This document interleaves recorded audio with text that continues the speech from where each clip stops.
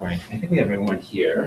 We have a few teachers who couldn't join us because of other prior engagements. I know some of you have rearranged your schedules to be here, so that's appreciated. But today, the focus is going to just go over some of the key policies and really the thing, maybe some things that just kind of go unmentioned, and I do want to address some of your questions as well that you might have coming into Direct for this year.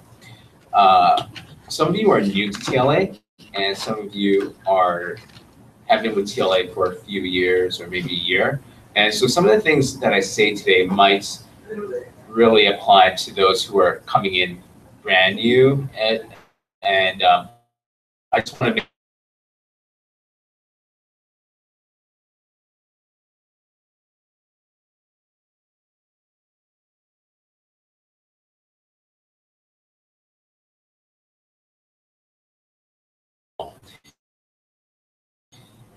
what I by taking you to the new hub, and mine looks different than yours because I have administrative access. But in the hub, you're able to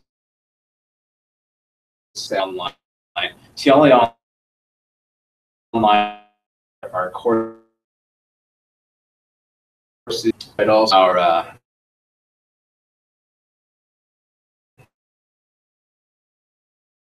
as well. Now I know if you've been with the online staffers, right? So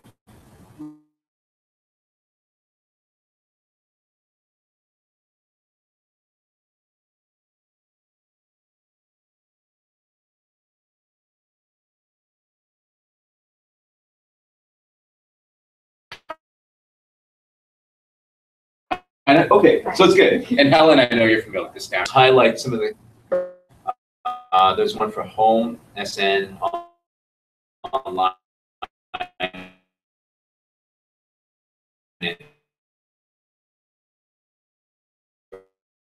direct.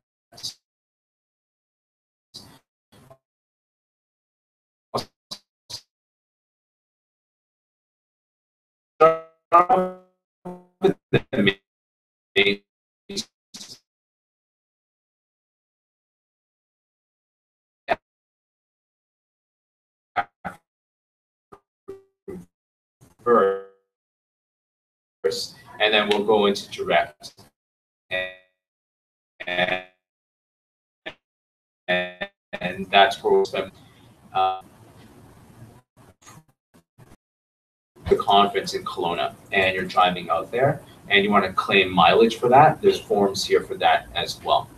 Okay, or if you want to request for some professional development, that's one thing that our school actually really encourages our teachers to do. There's a professional development request form here as well. So really anything that you're going to need to make a request, to read about our policies, that can all be found in this area here.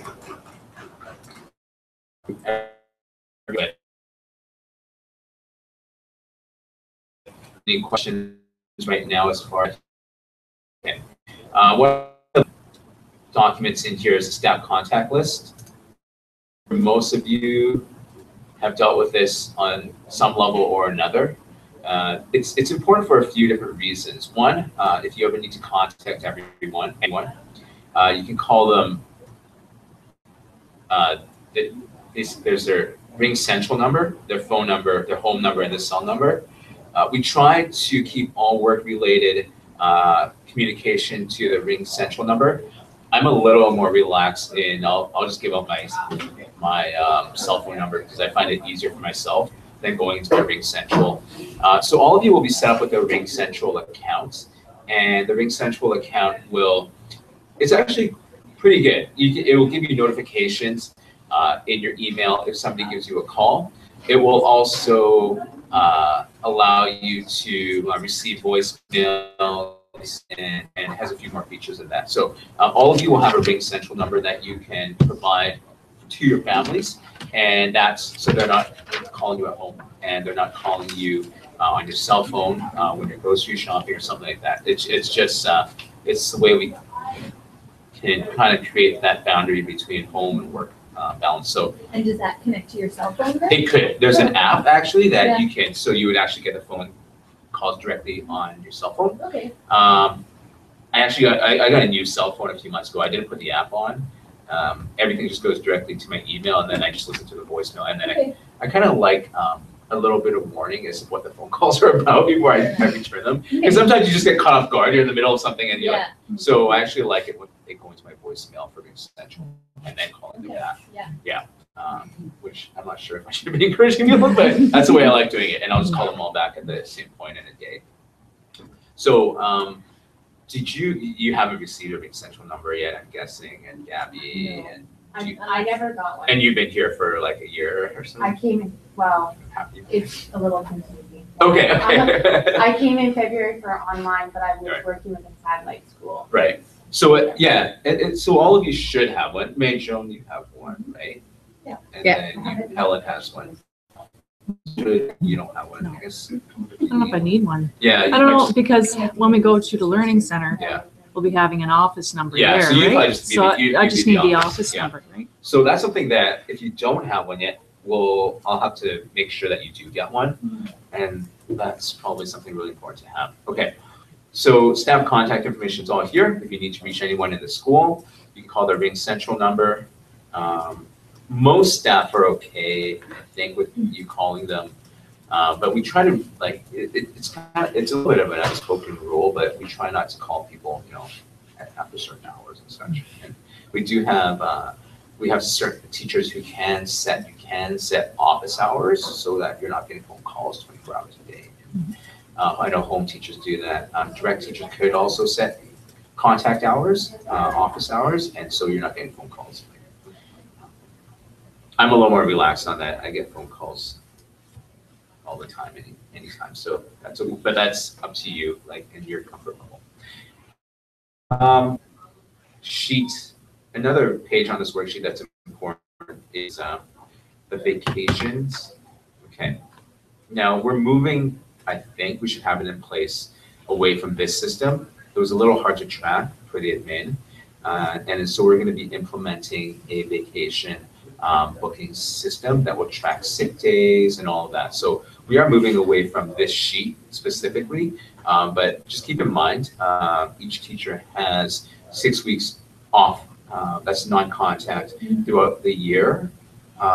We do have recommended times, and there are certain dates that you absolutely cannot take time off, meaning like you just can't take off the first 2 weeks of September. It's a very crucial time where families would want to get in contact with you. And so the way it's set up here, I'm not sure, there is a color coding system here. But I think, so you can correct me with the colors here because I am colorblind to a certain standard, or color dumb maybe. But like this orangey color here, the darker one, these are absolute non-contact times. Okay, so, these are dates where it's highly recommended that you do not take holiday time. Because I read my contract for Yes. next year. Okay, and what did it say? It says that you have to take, it's 6 weeks, you have to take the 2 weeks at Christmas, and the other 4 weeks have to be taken off during spring break in July the last 2 weeks of July or August. So it's really narrowed down. I don't know if that's all teachers or just SM. Because I'm guessing, I don't know if all the contracts. Yeah, I know for direct, we have very specific guidelines, so our Okay. teacher doesn't consider in the middle of a course. Okay. But we want to see them taking it during Christmas, during the spring break, and then the other two at some point in July, because the new school year starts in August, so that's a new vacation period. Because I know mine said August. I can't remember if it was like the first 2 weeks or anyway. Right. But because I asked David, I was like, "Has this changed?" Yeah. And he said, "Yeah." Yeah. So it has changed a bit. Yeah. So make sure it is written in your contract. Yeah. So go take a look there. But there are ebbs and flows to the busyness within our school.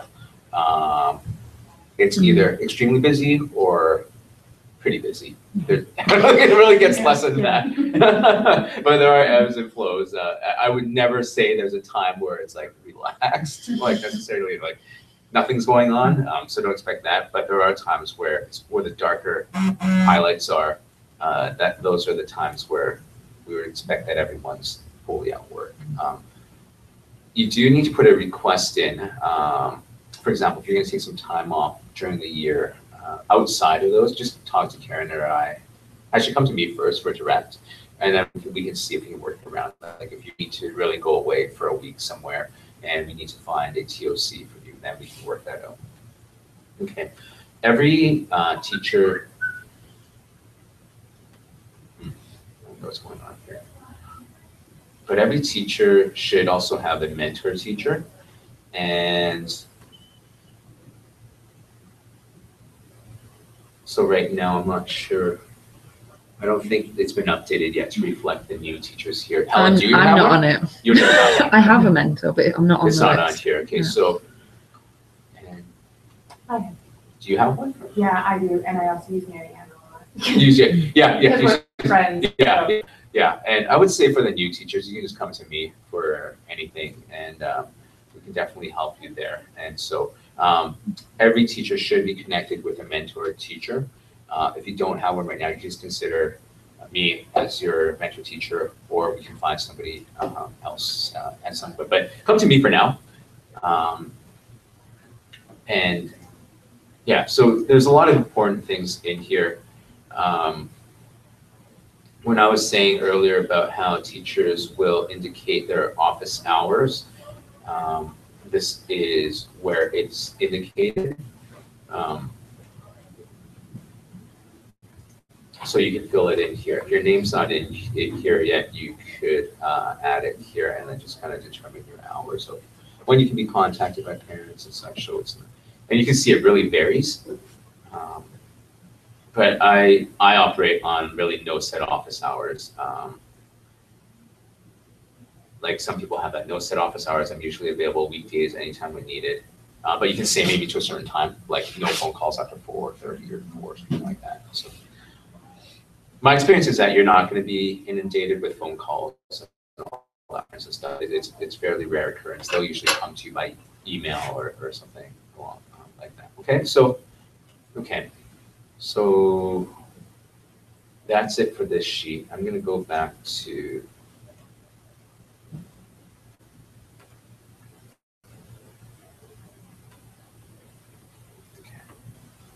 So you'll also see that we have our staff meetings here. We meet for our staff meetings online.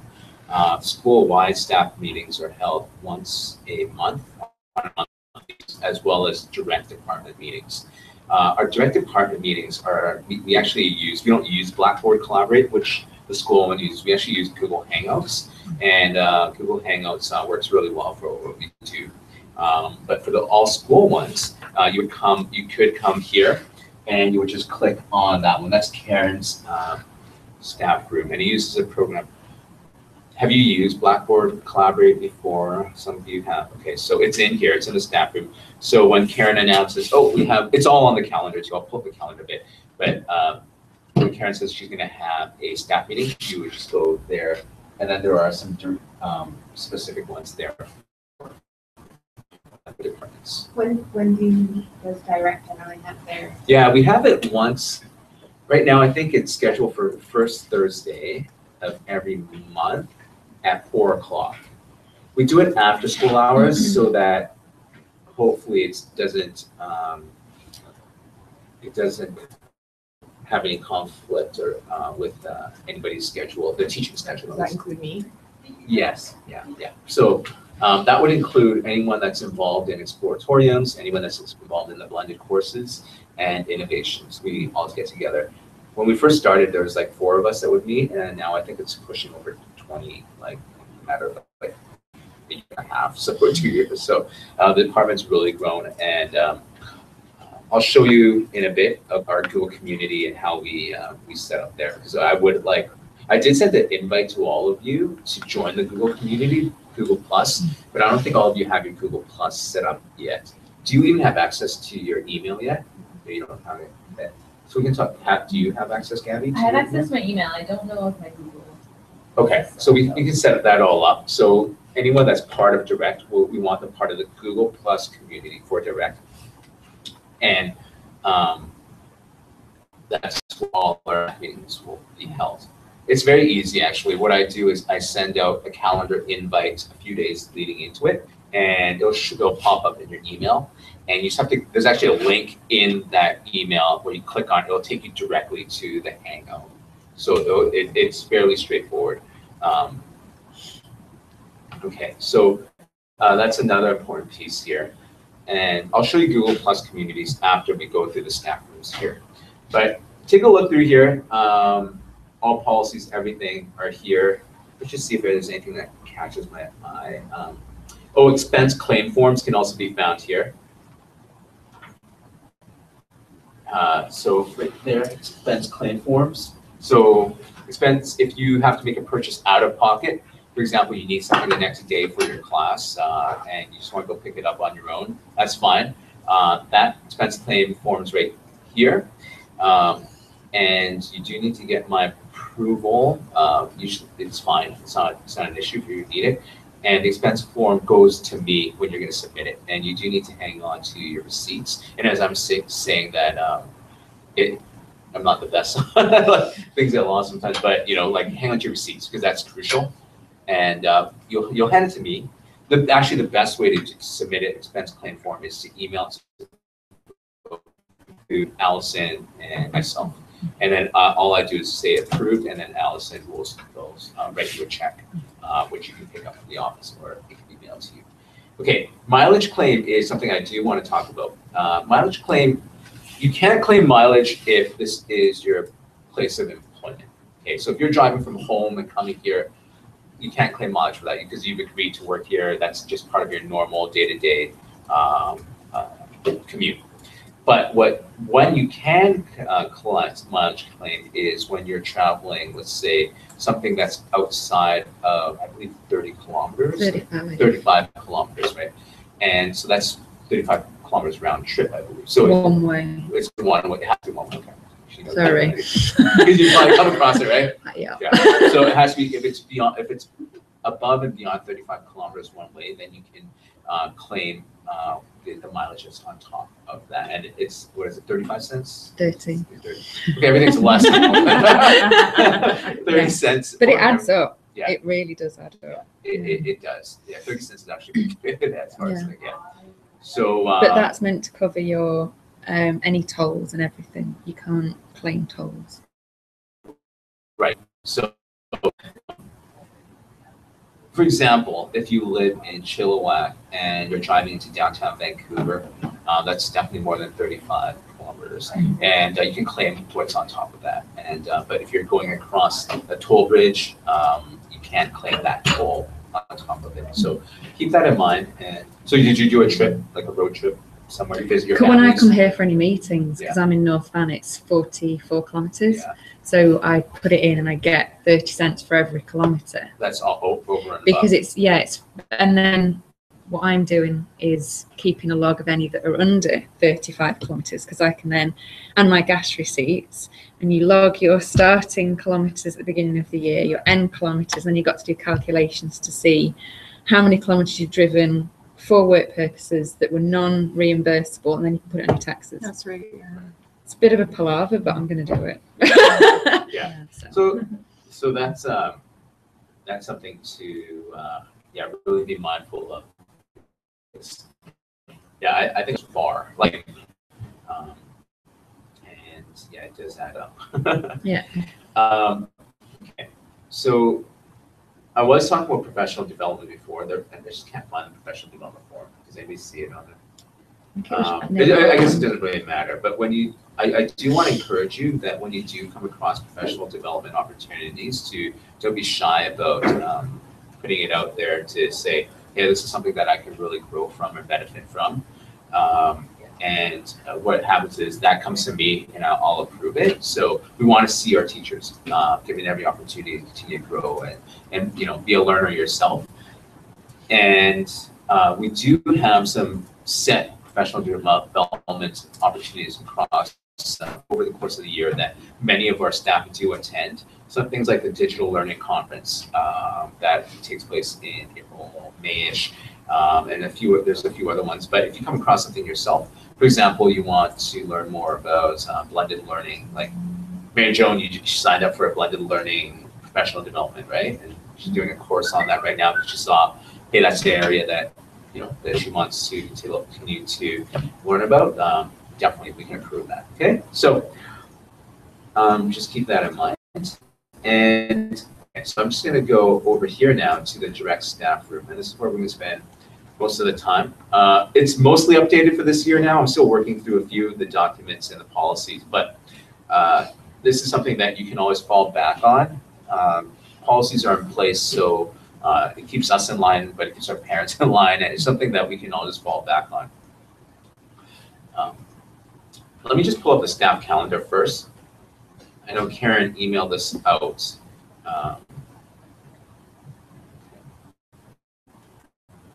Okay, the staff calendar, it is color coded. So red, burgundy is direct. And so you can just, when you scroll through here, you can see anything that relates specifically to direct. And I think, yeah, it is updated. So some of our summer training sessions are here. The start date of school, the classes are here. And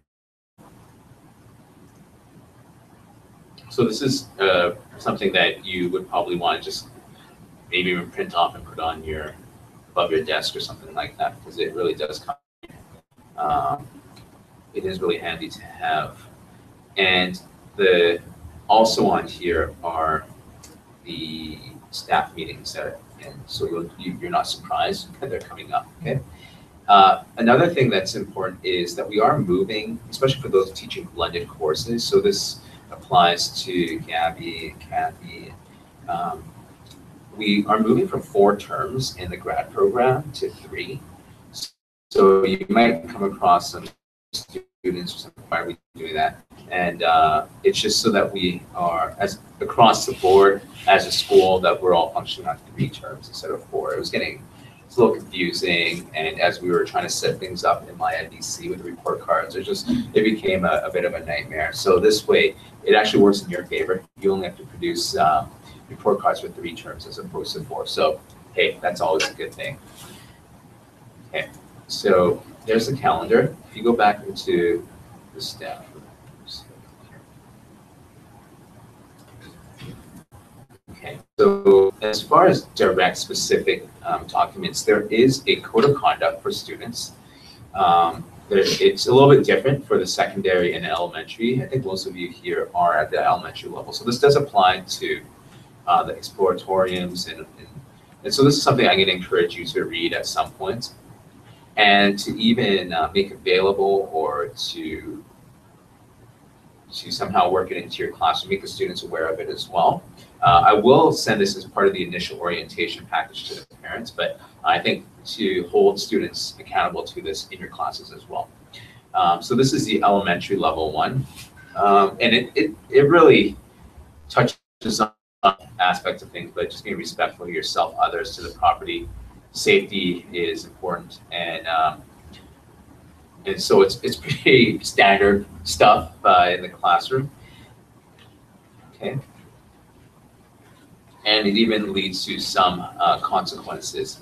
Now, I know every teacher has a different approach as far as classroom management and consequences.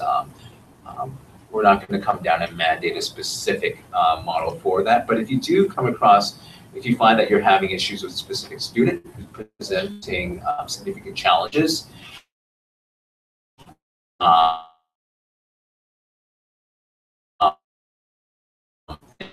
and I want to get students that are a little difficult. I'm not speaking about those. I'm talking about the students where it just really persists, where it becomes a threat to their safety or the safety of other students. Then please do come to me. I've had in the past where teachers have come to me and just say, but it's really, and I think about that student, I'm like, the student's just kind of annoying. That's not really it might be, the student might be annoying to you, but that's not actually a serious behavioral concern. That's something for you as a professional teacher to figure out, like how do you get the students in line, how do you motivate them, and so yeah, so we have suspended students, but from classes before, just simply because they weren't allowing the class and the other students to learn and the class to move forward, and so definitely. But when it is a very serious concern about things like theft or vandalism, I mean, I don't think elementary students will come intoxicated, but you know what? Who knows? In our world, you just don't know anymore, or with some sort of with some sort of banned substance or anything like that. Yes, in those case situations, threat to safety of themselves or others, please report it to me right away, and we'll get right on it. Okay.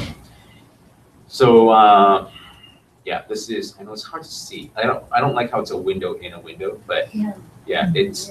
I did share it with you though, so it is in your email when you open it up, and it will open up just as a document. But it does make it a little harder to. There you go. Okay, so yeah, then you can just see it all in there. So it's more about pointing out that this is here. Okay, so there is one specifically for elementary level, and there is one for the high school level. Okay, now going back here.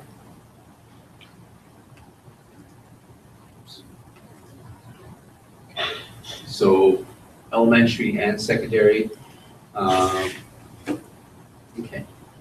In a situation, one thing we really want to emphasize this year is documenting any sort of behavioral issues or safety concerns. And if you fill this incident form, it directly goes to me, and so we have a record of things as they happen. There have been cases this year where something's been building up over the course of a few months, and then finally a teacher's, mentioned something. But when we come back to it, we're like, the details aren't really there. We don't know when these things actually happen. You didn't really take good notes on the incident. So it's hard to follow up sometimes on things. So, like here, don't be shy to just start. Even with the slightest suspicion of, like things are heading in the wrong direction, fill it in right there. I get a notification right away, so it allows me to keep track of what's happening in your classrooms as well. Okay, and this form here, the purchase,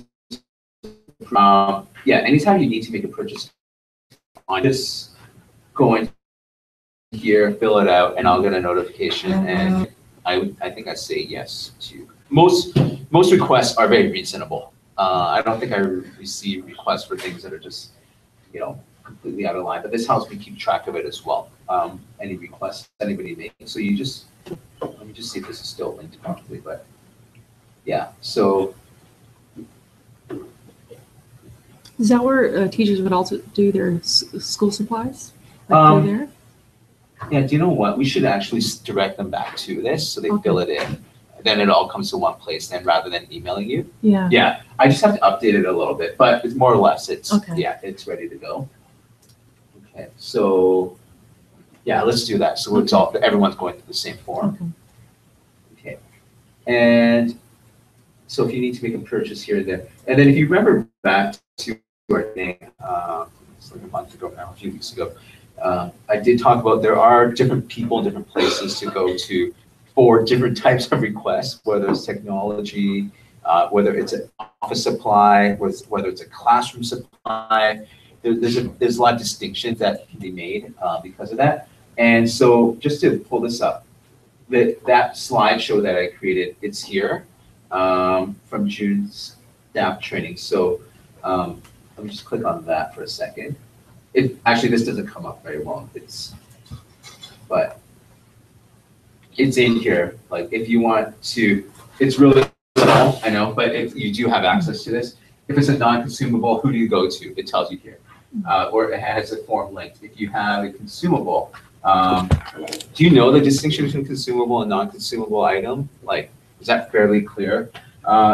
Just if anybody needs some clarification on that. Consumable means that it's like a one-time or it's like a science kit that after one use, you can't really reuse again.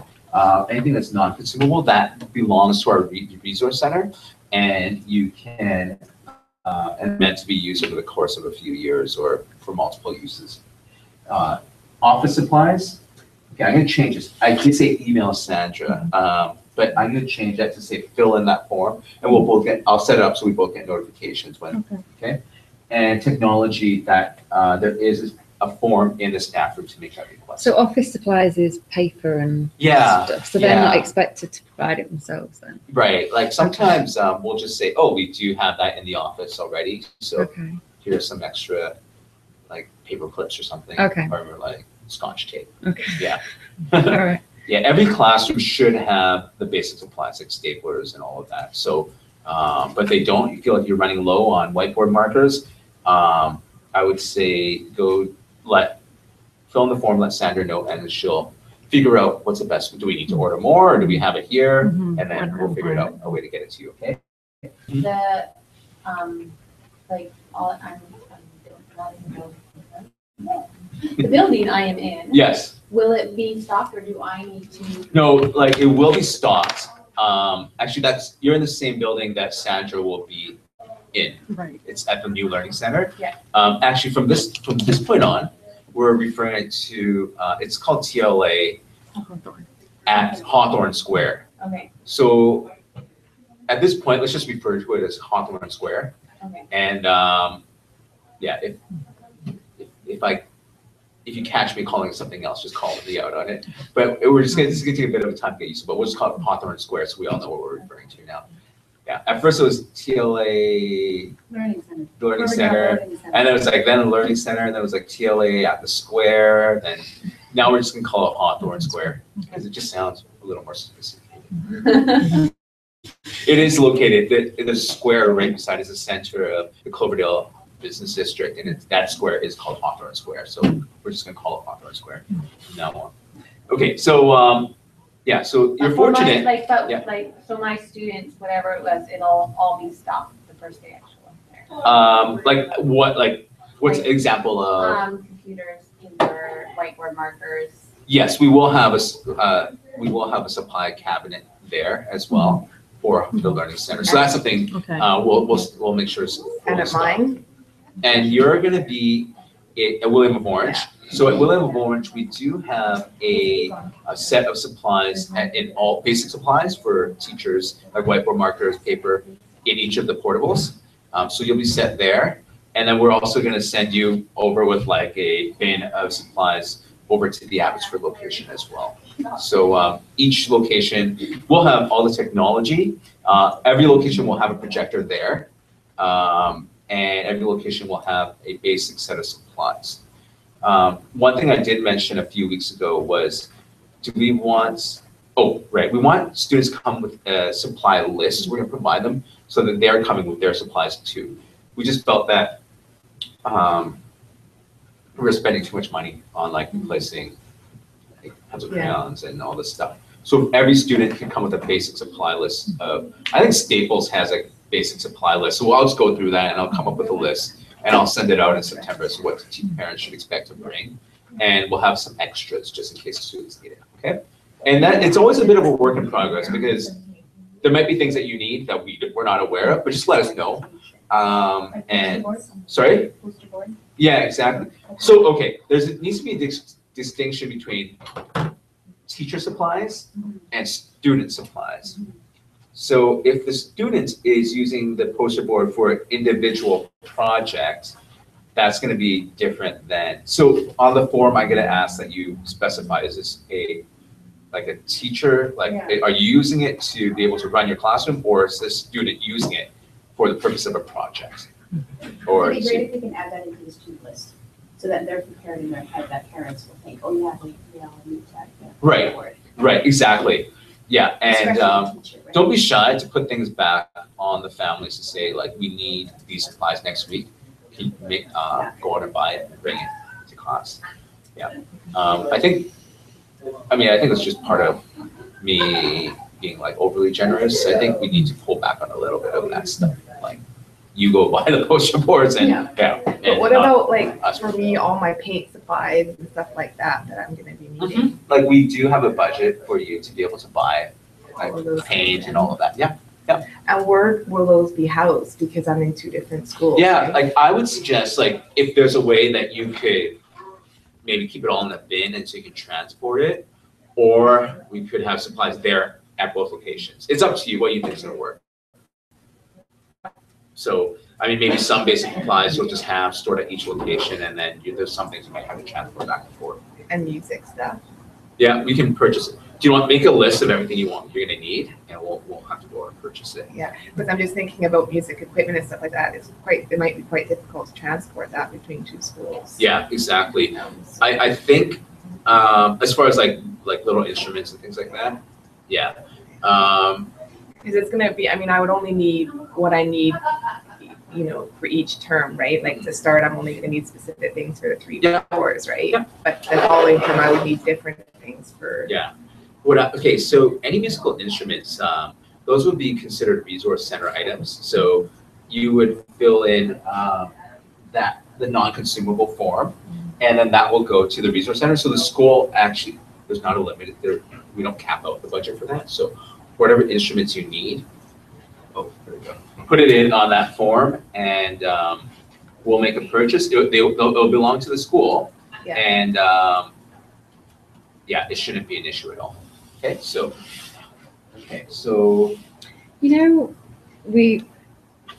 When will, how do I phrase it?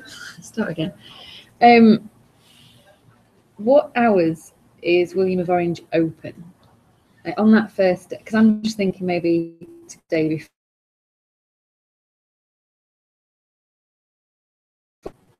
William of Orange, each one of you will get your own set of keys. You go there anytime. So if you're, like, for example, I'm an early morning worker, like, okay, maybe you're not, but I'd rather wake up at like 5:30 and get things together. Like this morning, I woke up at 5:30 and I started working at 6, and then I felt like I was super productive because I just like working in the morning.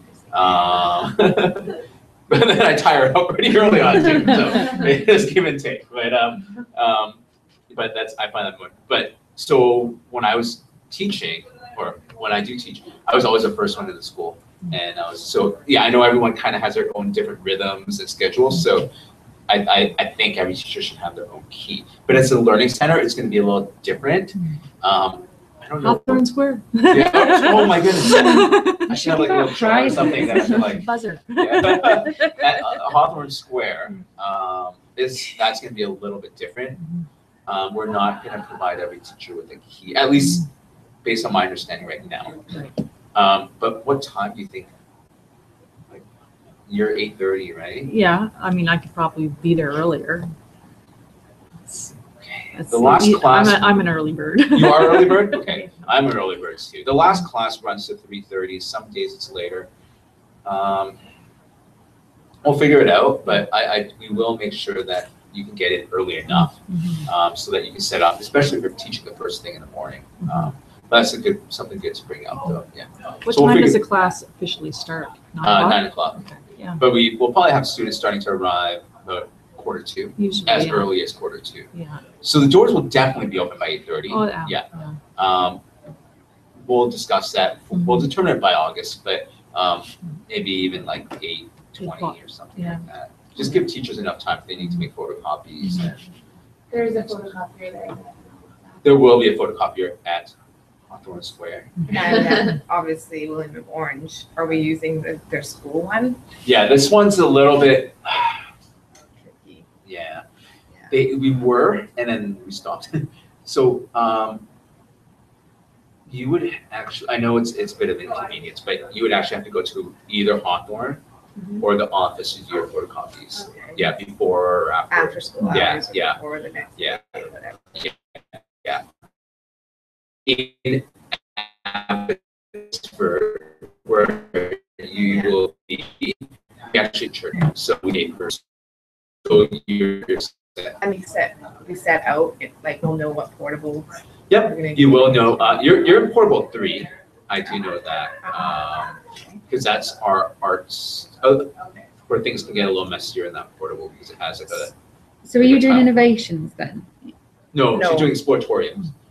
You're I both thought I doing was sport- portable 3. Oh, are you portable 3 for sportoriums? Well, I don't know because you changed it. Yeah, I don't know. I I'll was go with 2 this and guy. now I'm 3. I think that's fine. Okay, it doesn't really Well, matter I'll actually. go with 3 and if we Yeah, need if you have to change, they're all No, kind I of- was just wondering. I was like, They're all whether we were pretty going to be much the same. sharing. Yeah. I was thinking that 3 But there's has gonna be more than one in a portable anyways, isn't there? There's more. 3 portables and we each have 1. Oh, each teacher has their own Yeah, portable? yeah. Oh, I thought there was gonna be more than one teacher and more than one class going on in each portable. No. Each teacher gets their own portable. Oh. Yeah. Okay. Yeah. Yeah. That's fine. Yeah, I didn't know that. so One or is a you can double fi- portable, right? One's a double portable. It's a Is that double portable, but each one has it's separate classrooms in Right, there. it is, yeah. So the thing that sets portable 3 out from the rest of them is that it has a sink and a tiled floor. Oh. So whichever That's class, more you then. yeah, exactly. That's why I think it's probably Makes better. sense. Yeah, that because you're the humanities Yeah, teacher. I don't know. think Maybe, it's I don't know. You might want to do like a whatever. But If we want to come and paint, we're going to come You and can join come and you. join yeah, us. you can trade or there's a lot of outdoor space there too. You can always Yeah. do things outdoors. It's actually really nice. Okay. Okay. Just going back to the staff room then. Okay. It's frozen.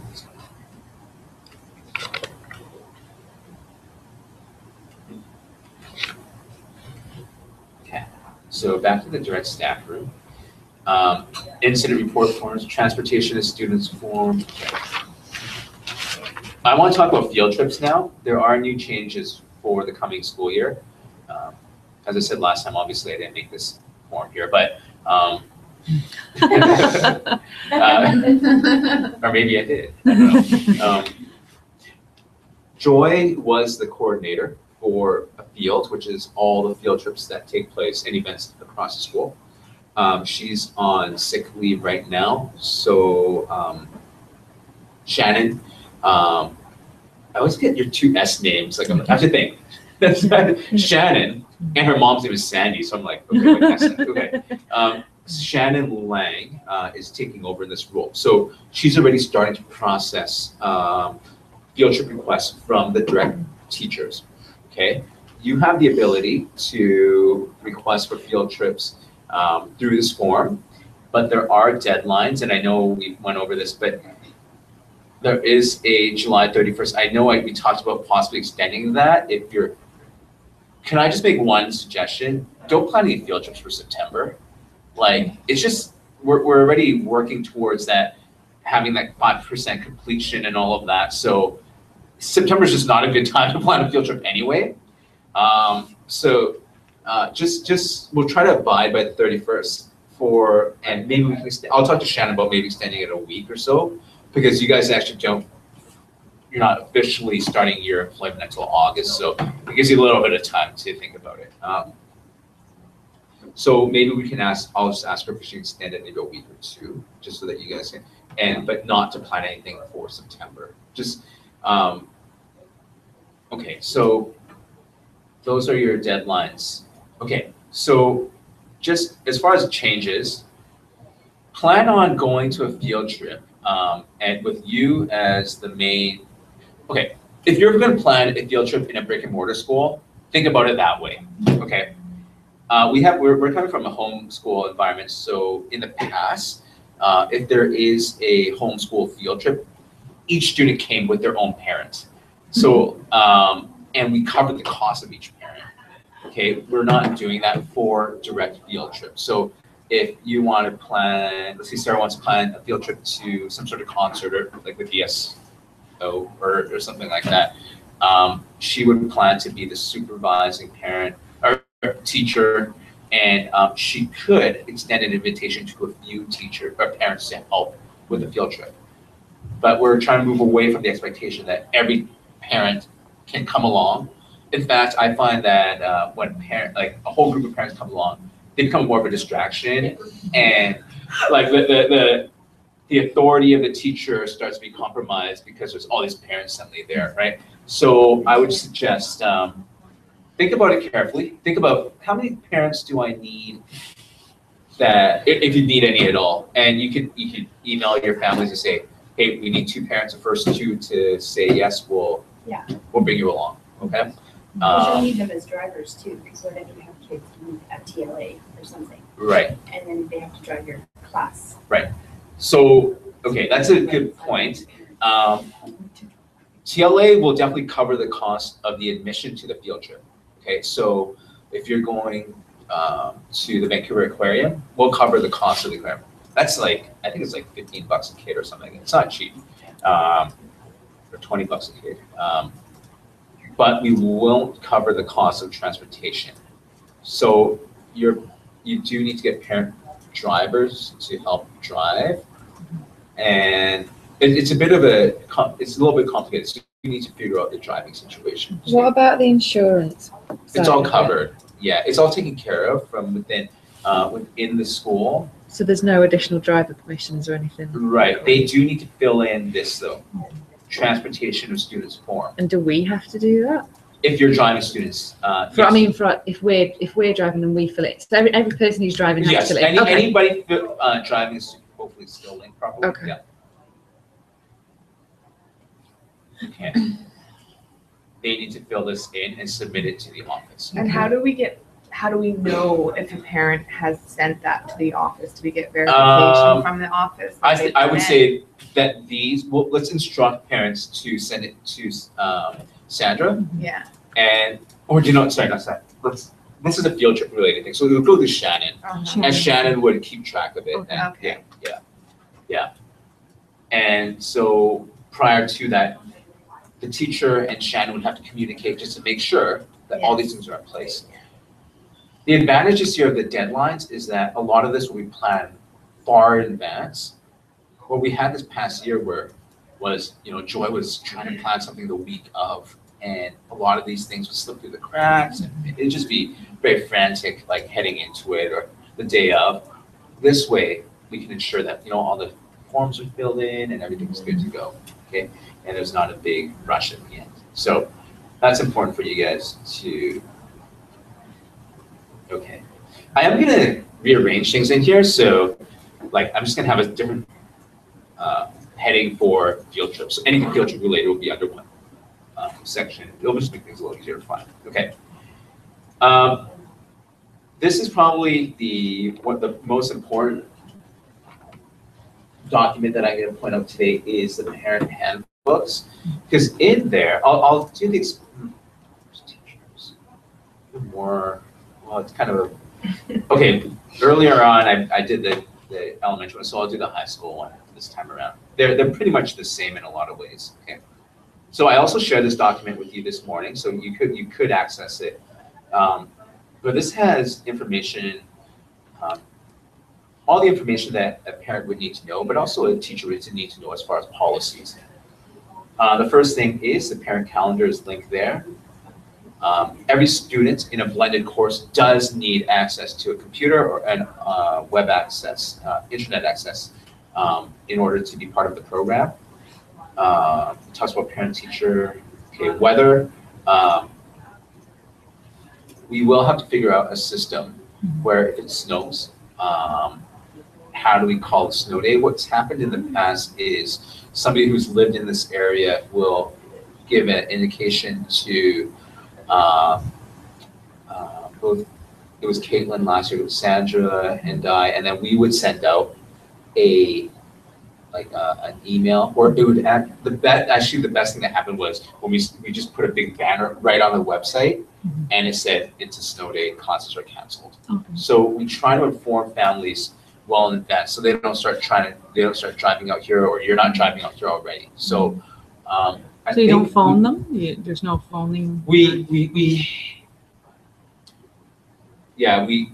had email groups, and we just blasted an email out, and we put it right up on the website. Who puts it on the website? We would get Sherman to do it, so we would have Okay. to tell Sherman, hey, we need to get this up there right away. Okay. Class is canceled, and then he would do that. Yeah. Brian, Mhm. kind of similar. What if I wake up in the morning, I need to teach class feeling dog sick? Yeah. What Yeah. do I? How do Okay, this is it's very difficult for us to find TOCs, but we're starting to develop a TOC list. Often we'll, like many times, like I'll just go in and fill in. But you do need to have a plan, like a lesson plan in place. Yeah. But we will, sometimes I do put it out there to the team to see if there's anybody else that's willing to fill in. And then of course you get paid for that. You just get paid as you would. I think it works out to something like 190. What's the standard TOC rate these days? 245, I think. And that's public school, right? Yeah, Public. Yeah, we're a little bit less, a little bit, but it works out somewhere around $200 a day to fill in. So, so what I do is I don't have an official TOC list. I think I'm just going to put it out there to everyone, and then we'll see if we fill it. And then But I would just email you and say. yeah, I would actually call me. Call you? Yeah, call me, and because sometimes I might not get an email right away, and then I'll get on it. Okay. Yeah. Okay. And okay, so yeah, as far as something that's very common in this area is power outages. We had at least 4 last year where we had to cancel, or maybe 3, cancel classes for that day. So if there's a power outage, we do basically the same protocol as the snow procedure. It's never a perfect system. Somebody's not going to check their email or it'll show up. Especially if there's a power outage. Yeah, exactly. Yeah, if they're ready, they're like, yeah. So you've got a Yeah. tower. If we know, if it happens and there's a class that's happening immediately, we do jump on the phone. If it's very close in time as when, like, if it's the first class of the day and the power goes out, we'll call that first class at least, just to try to catch them if they're on the way. Yeah. Okay. So do we have like student lists for each class? Yeah, we will. Okay. Yeah, that's another thing it's taken longer to get together because with the hub being constructed, that's something that's going to be in there, like class lists, and you should be able to send emails out through the system. Yeah. Okay. Drop off and pick up. This one's pretty important. We've had parents in the past who would not show up for 30, 45 minutes after class, and that's really not acceptable, first of all. So don't treat it like, it's okay, like I can wait around, because you need to get places, you need to pick up your kids, you need to, I mean, it doesn't really matter. You don't need to stay 45 minutes after class. So we do have a policy in place. We encourage parents to drop their children off no earlier than 10 minutes before class, because we understand you're setting up. You're not there to babysit them. And so if you notice that there's a parent who's just regularly early, like just way too early or late, please let me know. Yeah, and then I'm actually going to contact them and give them warnings about that. It's what I think is reasonable, and I'll write this in there, but 15 minutes, they should be no later than 15 minutes beyond the end of class. And you yourself should be there 15 minutes before the start, and at least plan to be there 15 minutes after the end of class. I mean, I think that's just pretty normal, right? Like, unfortunately, you cannot leave a student unsupervised. So if you're the only person in the building and a student parent, you do have to wait with that student. Fortunately, at the Learning Center, Sandra will be there. But they're high school students, so it's a little different. But at William of Orange, for example, we don't have any office representative there or an administrator there. So it really does fall on the teacher at William of Orange to stay. I mean, you could call in if they were from another teacher there, maybe. Yeah. So what time are they meant to pick their children up? Sorry? What time are they meant to pick their children up? Right now, the way we've set it up for the exploratoriums is that it's a 9 o'clock start and a 2:50 dismissal. We have to either put it earlier than William of Orange, their school dismissal, so we push it before theirs. And the hope is that parents are there to pick them up right away. And usually they are. And when it's time for us to have an exploratorium meeting, we'll meet there. I'm actually going to walk you through some procedures of the specific pickups areas and drop-off zones and things like that. So we'll talk about that when we have our exploratorium specifically.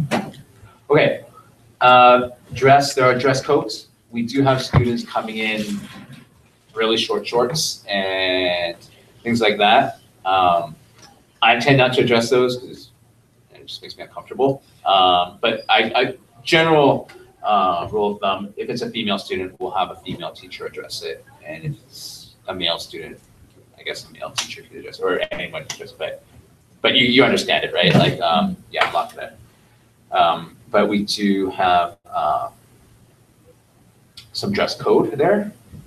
Food, we encourage our students to bring a cold lunch, or a lunch that doesn't need to be heated up, like whether it's a sandwich or anything like that, because we don't have microwaves. So most students are pretty good with it. For the high school blended learning students, we do need to discuss, something we haven't determined yet, is an off-campus policy. Can they leave the campus for lunch? So that's something we'll discuss as a team. Definitely for the K through 6 exploratorium, they cannot leave for lunch. They're on campus, right? Yeah, let them go right across the highway to, but for our high school students, you know, like you worked in a high school, they just go, they leave. You can't really do much. Sorry? You can't do much about it. Yeah, you can't do much about it, right? Usually grade 10 and up, that's when I get the lunch. Yeah, what do they do at Langley? At Langley, they don't, for grade 8 and 9. They stay on They're campus? not allowed to leave the campus. Okay. Grade 10 is when they're allowed. Okay. At Fine Arts, they were allowed to leave anytime they wanted. Like in the middle of I class? think not in the middle. Oh, of okay, class. okay. Grades 8 to 12, they were allowed to leave if they had a spare or on lunch hour. Okay, okay. Okay, so, It's not even given share. right. Yeah. It's an interesting situation with ours because it's not like they have a fixed 9 to 3:30 schedule. Some students come for one class a day, some for, so it's really hard for us to monitor. My inclination right now is just give a blanket, students can go off campus from grade 7, like we have some grade 7 through 12. If a parent doesn't, I don't know. if we should do this. With parent permission? Yeah, maybe they just have to sign off on something. I don't know. We'll talk I'm not about it sure. at the orientation night. I would say there's no, maybe we can just make it, we'll work it out, but definitely the 10 through 12s. Yeah. There's no issue with that.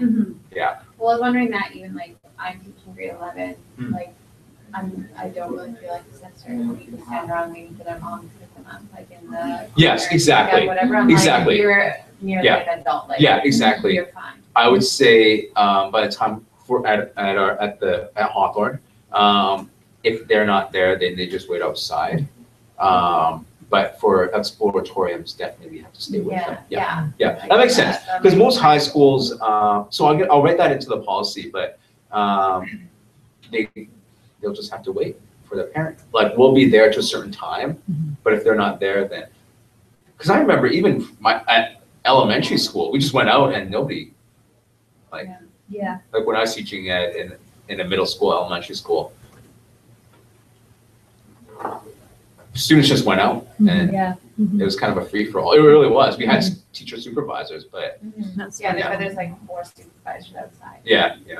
Something this past year, grades, usually like kindergarten to grade 4, you had to like see them connect with Yes, their and parents. before they can leave. Yeah. That might be a good policy. Like, what I would say maybe is they can't leave.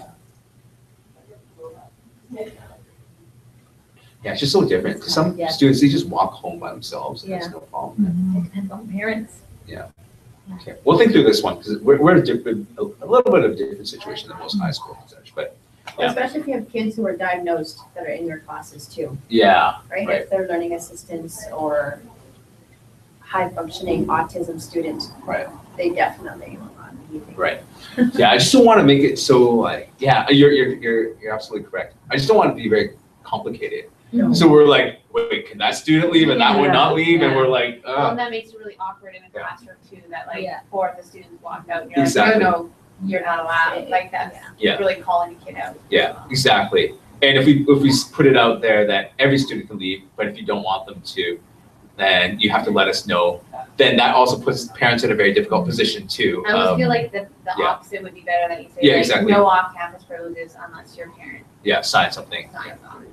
Yeah, I think that's the best way to do it. So we'll probably just do that. That's what we used to do at previous school too. Like they had to sign something and then they can go. Puts it back on the Sorry? parent. I think it puts it back on the parent. to Exactly. make that decision. Yeah, and if Right. something happens, like, God forbid, but if something happens, then the parent, it was their initiative to say that my child could go on campus. Okay. So Brian, is there a waiting area for the parents? There's a reception area at Hawthorne, but it's not a very big one. No. Yeah, where would parents go to? Is parking going to be an issue? over Yes. There's street parking and there's also lot parking there. Yeah. And lot parking is not directly connected to the school. It's on the other side of the building, like on the building across the street. But the other day when I went there, it was pretty full. Like, I think it was just the people who work in the area, maybe, I don't know.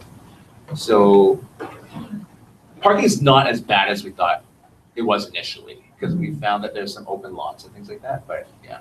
There are at Hawthorne, there are 6 or 7 staff parking, so it's first come, first serve. I'll be coming with my cone. Yeah, exactly. Just leave your cone there. Yeah, be service part. Yeah. So there is that there. Okay.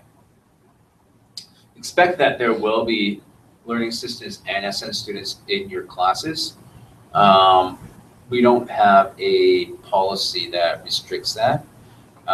In fact, we're a very inclusive school, but what we want to do is ensure that that student is extremely well supported to make this a successful experience for them, but also that the teacher is well supported to know how to work with that student. And so if it's specifically if you have an SN student in your class, there will be in the blended courses and in the exploratoriums. We do encourage teachers and parents and the SN teacher to have a team meeting to set some goals for that student, but also to establish strategies on how to work with that student. Okay, so just expect, I won't name names, but I've had teachers in the past who say, why do I have this student in my class? You know, like, we don't have a choice. We They can't. deserve an education. Yeah, exactly. Sorry? They deserve an education. Exactly. too. Exactly. And they're here, a lot of these students are here because they didn't fit in somewhere else. So yeah, we do go maybe a little bit above and beyond in terms of trying to make it work for these students because they weren't succeeding somewhere else. So yeah, if it's not making life easier for you, I understand, but that's just the nature of our school. And we're here to support all students. And so, yeah. Emergencies and accidents. Yeah, do fill in that incident report form that was there.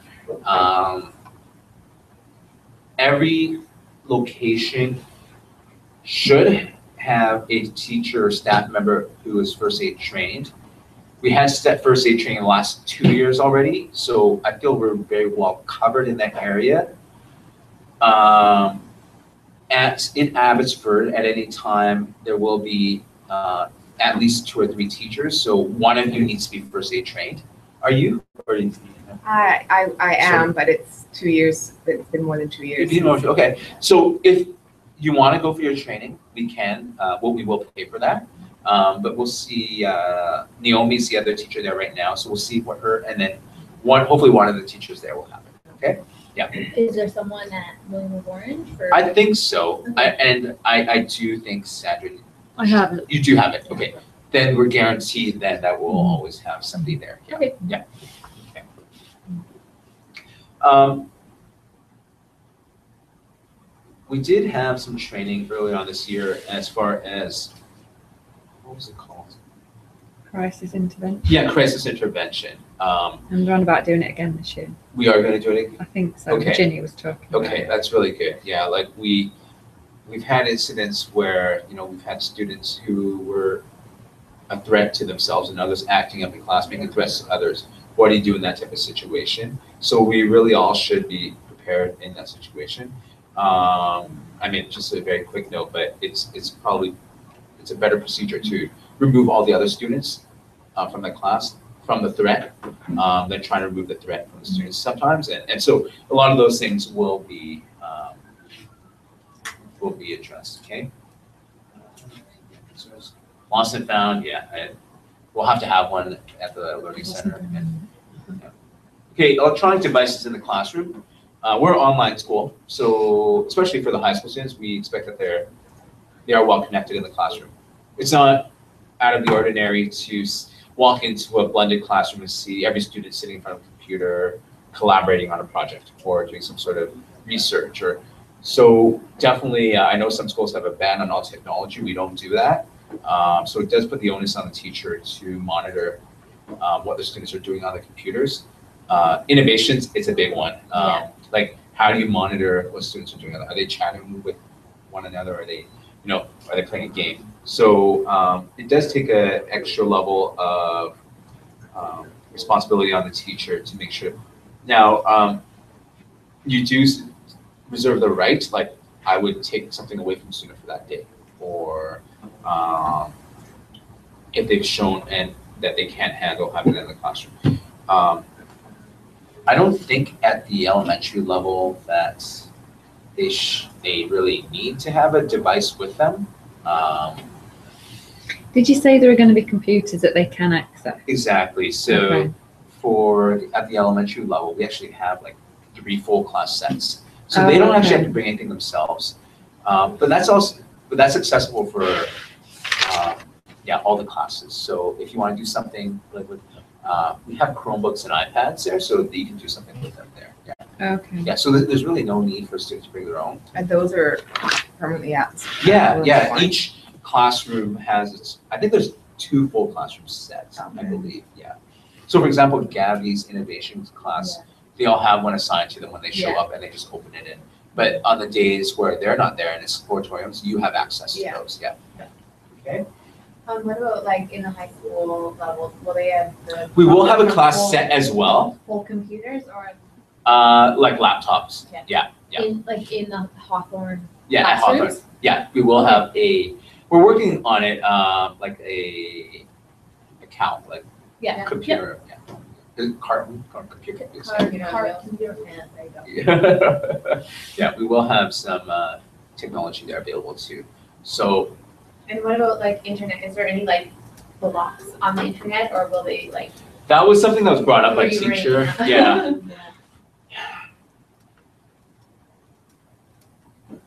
It does. Sometimes it blocks you from things that you do need to see. Yeah. Like, Honestly, I think we have a they good one. find a way around it. They'll find a way around it if they wanted to. It's Yeah. more that I'm like, students in class types in wrong. email Yeah, and it's address, something that and all of a comes sudden, like, All these boom, and images that's come in up. my classroom. Yeah. Yeah. Yeah, I would say, we are in discussion about this. We're considering it for William of Orange. I would say Hawthorne, I'm not as concerned. Our students are really good, like as far as not doing things like that. Like, I think because they're homeschool students and they're It's not so much that I Yeah. think that they'd be looking Yeah. for it or trying to get Yeah, onto it's it. It's more just accidental. like the Yeah. accidental that. Yeah, I know. Especially when you're Yeah. searching. Yeah, I know. Sometimes. I know. Because they're doing All class sorts of research, things and come it up. does not take long to find bad things. Yeah. Yeah, I don't know. Like, it's something we're thinking through right now. So if you have any like strong opinions either way, like I'd really, do let us know, because then it's not hard to actually set up for according to the tech. Like they I just would hate to have it that it's blocking things that they need access to, right? Like, I'm just curious. That's all. no, it's a good question that so I think by August we'll have it figured out when we get together again. Yeah, Okay. it is something we're discussing. I think especially at the elementary level. Yeah. I think that one's for sure, and then at Hawthorne we'll discuss that one. Okay. this one's a big one, student absence or illness. I did touch on it a few weeks ago, but I'll just go over it again. Each one of you will keep track of your students' attendance in MyEdVC. We can do that. We'll do that training a little bit later on because it's not quite set up yet. MyEdVC is our student management system. It's where all their medical conditions, their contact information will be found, and all of you will have access to that. Okay, and and you will also be able to keep your attendance in there, but that's also where you, not the exploratorium teachers, but the rest of you will input their grades as well. Brian, is this different? Like, I didn't fully use mine other than for report cards last year. But that's different than what the rest of the teachers were doing last year too, that like all the attendance and everything. Oh no, this is new for this year. We didn't have it set up for attendance last year, so teachers were actually keeping it on a spreadsheet. But this coming year, we'll have it all set up in there, so you can put your attendance in right into MyEd. I'm hoping that it will also give us a system where it'll show up on the report card somehow, like. It should, yeah, it should do, shouldn't it? Because there's that, you know, when you do the report cards this year, it's like, yes, 100% attendance. Yeah, You know? exactly. Yeah. Okay. Yeah. Do we use the gradebook on MyEd as well, or do we use the gradebook in Moodle? Or Moodle. both? Yeah. Okay. Yeah. But then we eventually have to enter all the grades into Yeah. MyEd anyway. I think they're trying to figure out a way to that it'll automatically feed it. Oh, I okay. think that's what I heard before. But it's Because you can manually enter. yeah, you just go, At the yeah. end. It's all it's asking for is not like every assignment for MyEd, you're just plugging in the final percentage for that. Okay, so Yeah. you don't have to. No, not every assignment. It's Okay. just one number and one Yeah, letter. just the final Yeah, grade. just for, yeah. Okay. Yeah, and also if we have students who have unexcused absences, the way, okay, if a student's gonna be away, the new procedure is that they're gonna call or email Sandra, okay? If the class starts and a student's not there without any unexcused, without any warning from the family, Sandra will contact them. Somehow we need to create a communication system between William of Orange as well, or back to you for exploratoriums as well. Can't we just send an email? Yeah, like a Once quick we email take, maybe. yeah, take an attendance and then all here. Or, If someone's Just on- send, missing. send who's not there. yeah. Yeah. Okay. Yeah, so, But we need to send something just so you know we've not forgotten. yeah, exactly. So Yeah, so I would say like 30, I know it feels a little disruptive to your class when you have to stop everything and send an email, but I think, I used to have to send a slip, like, up to the office.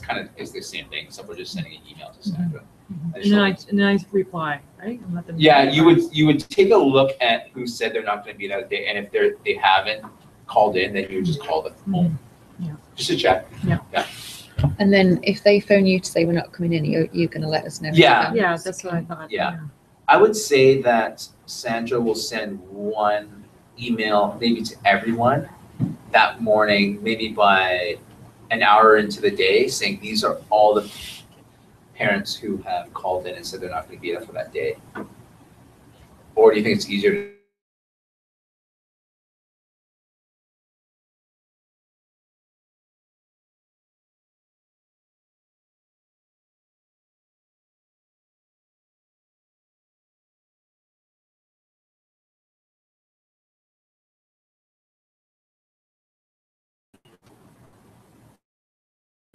want to call, if it might just be late. That happens sometimes. So maybe like 30 minutes in after starting, something like that, yeah. Yeah, we'll work it out, but do you know what I mean? Like, I don't want to just call them if they're just late that day or something, but we'll work it out. Yeah. Okay. Illness and injury at school, that's something for you to review. There is a policy that is linked in there, so I'll just encourage you to refer to that. Okay, we will have, it's actually, I think it's on this staff calendar now, but we will have fire drills, school lockdown procedure drills, and earthquake drills, and it's all set. What we're gonna do is, so it's a set schedule, it's already on the calendar, I believe I did it there. So you'll know when those are gonna run. We're gonna run at William Orange, we're gonna run it at Hawthorne and at the office. And we're gonna do it once in the fall and then once again in the spring. And so I'll send you, so if you just review the procedures and we'll work up on those. So do we have an earthquake kit in the Yes. classroom? Every classroom has an emergency kit that's there. And there are like, everything should be in there. Water has little, like they're really gross. It's almost like eating clay or something, but it's like it's some food to sustain you if you really need it. But, yeah. Is there a certain amount of people that it covers? Or? Yeah, I think each one at William Orange right now covers up to 20 students, which it works for us. Like we sometimes go a little bit over 20 students, but and there's one in each portable. So I think across 3 portables, they'll cover enough. Yeah. We do need to purchase it for Hawthorne though. Okay. Yeah, so it's fire, earthquake procedures, school lockdown, and anaphylaxis handbook, okay? So some students might come with an EpiPen, so we do need to have some procedures for that. And teachers, you do need to be comfortable if you have to have you been trained on how to use EpiPen? I think they're fairly simple. You just jab it in, yeah, There's a yeah. It's poster. pretty, yeah. Take the top off, slam it into the leg, and that's about They it. have the talking ones down. Oh, are they talking? Yeah, there's talking ones, and they're actually the same price Oh, really? as the other ones, so it's good to get those ones. Do you think it's good to, because we don't have this right now, but for us to just have someone in hand as a school, or should we Well, they depend on students? expire, so it's really up to the parent. Yeah, They Yeah. do expire. they do. So think it would they're have to like be the 2 parent years. who sent it with, they would have to drop it off either, because I remember in my previous school. Sorry. No, I was just saying, they just leave it with the school. Yeah, Like, I that's just what- think in have the a bin. school, like, Yeah. I taught at Creative Christian Elementary, and they just basically have, like, in their staff room, a picture of the kid, Yeah. what it is, and if they have an EpiPen, it's in a Ziploc bag. Yeah. That's provided by the parent. Yeah. Yeah, we had a big board, like the bulletin board of photo and the student's allergy. Yeah. You might need to put me on that board. You went, okay. Yeah, and then You have that's, EpiPen? No, I don't. You don't? Okay. yeah. But that's the extent that we went to, where it was photo, the allergies, and so that it was like wide out in the open for the Yeah. staff to see just in case of emergency. I don't know if we have to go to that extent, but We're taking a picture of the child, and Yeah. then, like you say, put the allergy down and put the EpiPen in a Ziploc bag and just have a bin of all of them there. yeah. Maybe what we should do is this, we'll say that the parent has to bring a photo of their child along with the EpiPen. And we'll put it up somewhere in the location. And Some of them you even want carry it it on. accessible, you don't want it like buried in a bin that like Yeah. those kids No. having anaphylactic shock. Exactly. Taking through a bin trying to find Yeah. that. That's true too. It's better to have it on a board, Okay. accessible. Like we I could, would think, Yeah. yeah, like wide out in the open somewhere. just so it's easy to see and Just to grab grab and find, yeah. That's true. Do you know they have these things in kindergarten, where you can put, they're like clear, see-through, and they hang up? And I've seen it in their classrooms, but they have little slots. where they put the EpiPens in, and they have John's picture on it. So it's like a plastic sheet or something? Yeah, it's like a Yeah. plastic thing that you can put letters, alphabet letters in it, Yeah. or whatever, but you can use it for that. It's like a big photo sheet, the photo can go Yeah, there it's and then like like. just a material thing with plastic in front of it, Yeah. with different pockets, like so We, many. maybe that's something we can do. We'll just have like a, For calendars, yeah. Like just, they were creative with that. Genius. so we'll work something out like that. I will, What kid is this? Yeah. in the first orientation, parent email that I send, I'll make a very specific note about those who have allergies and if they have EpiPens. But even those who don't have EpiPen, like just, if you have very serious allergies, just to fill in this form and then we'll make something out of that and put it up with the photos and everything. Yeah. Okay. Okay, so lockdown is in the case of school shootings and, like somebody coming in, a stranger coming into the building.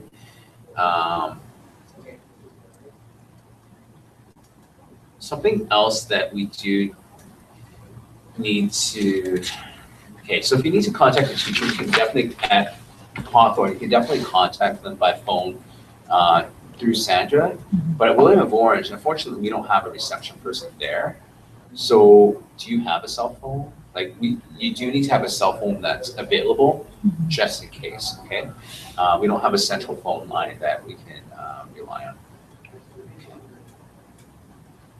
Okay, so yeah, that's pretty much it as far as procedures and it's all here on paper. I just kind of skimmed through and did it very quickly, but it's all there. So at least you know, you're aware of where to find it now, and it's all in the staff room. And I did share the links to it as well. Is there anything else that you have a question about as far as procedures? So the parents you'll be going over that with the parents, that they're fully aware.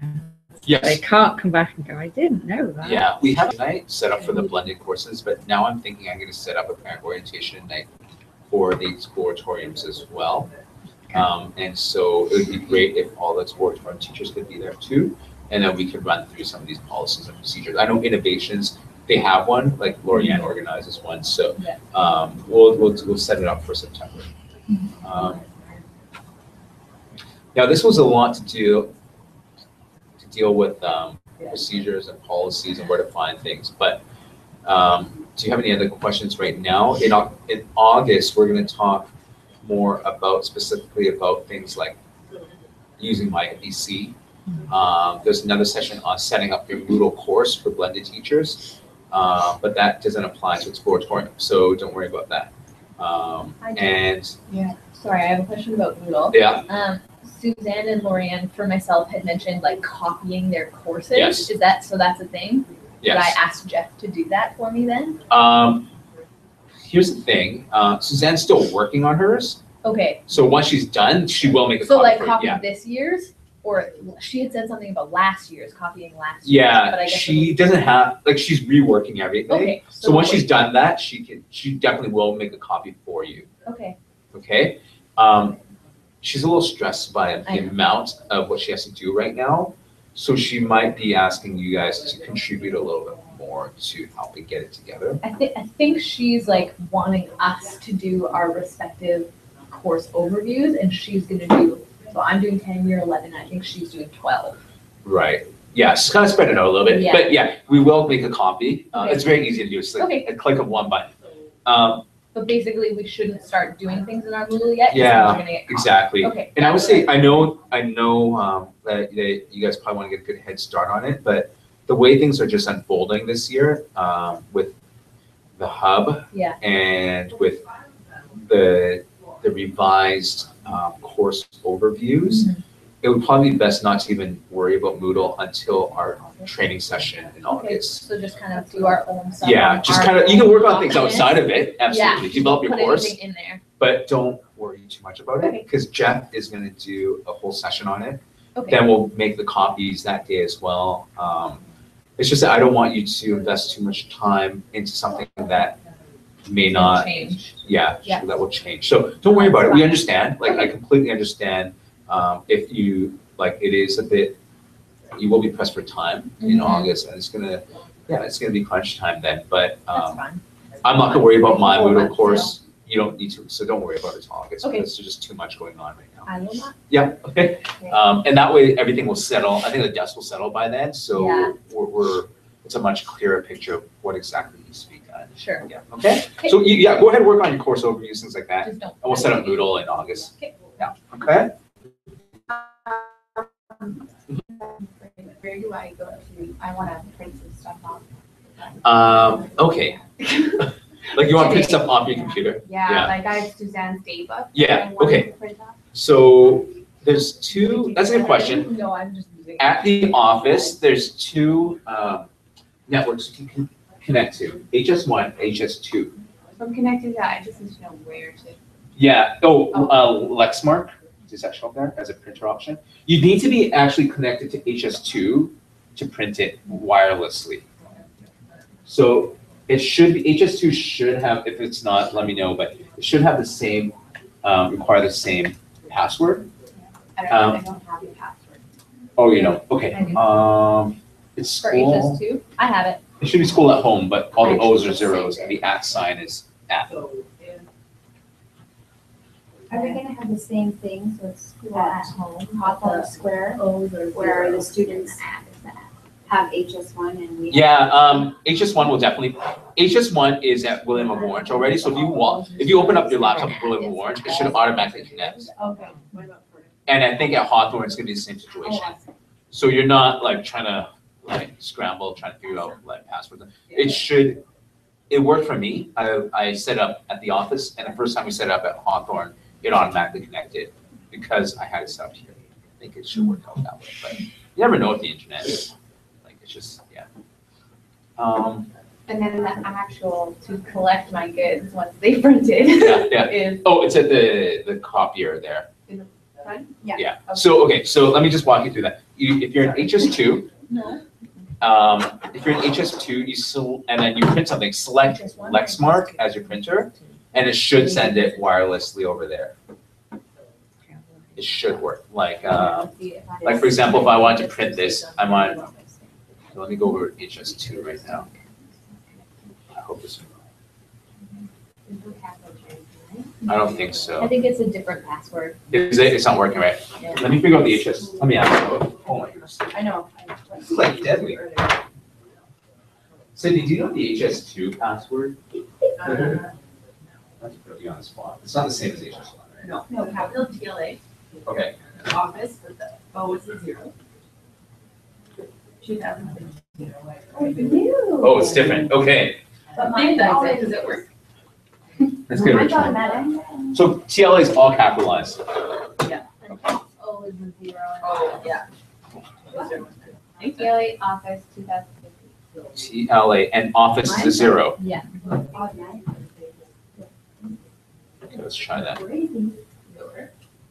So TLA office 2015. The O, is that O a is zero? a 0. Yeah, it is. Excuse me, that's right. That's 0, right? Yeah. I don't know, is I'm pretty sure I pressed 0. Yeah, it looks like it worked. Okay. So that puts you onto HS2. There you go. And then if I, for example, I want to print this page, I would just go File, Print, and then you would select Lexmark. So it's just setting up for the first time to go to your laptop. And it should send it there to the office copier. So yours can, that is really. Hmm? So yours can see that. Let me see. So, and, oh, it's a color copier, and I think it defaults to printing in color. I think it does. Yeah. So if you don't want that, make sure you pick black and white. Okay. Yeah, I printed a bunch of stuff on in color before. It's such a waste of light. I know Candace will hunt them down if she finds it. Who? Candace. Oh, I know. Like, who printed this in color? I know. Like who And she printed will like, see you face to face. Yeah. I get really nervous, so I like, once I hit print, I like run over there. I'm like, did I mess up? If I did, I'm like, okay. I'll make sure. I know. So just be aware of that. Okay. For those of you, I'm just gonna wrap up here, but I actually want to walk those of you who are brand new through a few of the Google Drive, Google's like email suite type of things. But for those of you who like are familiar with that, then this is only gonna take 10 minutes. So Abby, you can access your email, right? Yes. Okay. I had to ask someone for the password though. Okay, and then Sarah, do you have access to it? Did you get an email saying you got your email set up? No. I got an email from you telling me about Like- the schedule for 2015 with the weeks laid out and stuff like that. Did that go to your personal email or did it go to the school email? That came to my personal Okay, email. so what we have to figure out right now is how to get you access to your school email. Well, if we can sort out a laptop for me, then I can try and log on and Yeah. see, Okay, you know what I mean? Yeah. I need to, that's, because it's too difficult for me trying to Yeah, get on this. There's all these different things that I have to try and get through and Yeah. stuff like that. yeah, So, okay, we'll get you a laptop by the end of today. and then I have to go pick up my daughter. Okay, let's just wrap it up here. And then let's go figure out a laptop situation for you. That would be great. And then figure out, I think the most important thing is, I need everybody to be able to access their email. Yeah. Yeah, okay. All right.